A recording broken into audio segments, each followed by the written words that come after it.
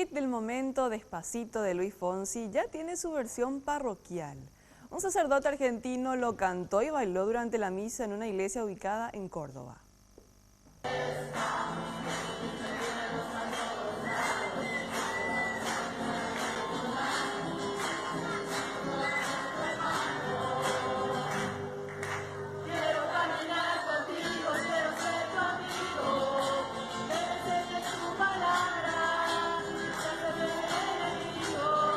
El hit Despacito de Luis Fonsi se escucha en la cancha, en los casamientos, en los cumpleaños, en los bares y ahora hasta en la iglesia.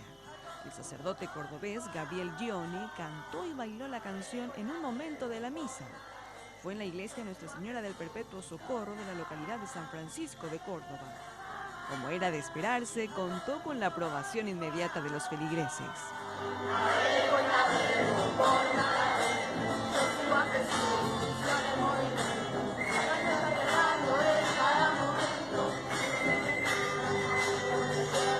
En el video que se hizo viral se escucha la canción con la letra modificada. Una de las estrofas dice: quiero caminar contigo, quiero ser tu amigo, que me enseñes tu palabra. Padre Santo, aquí estamos, somos hermanos.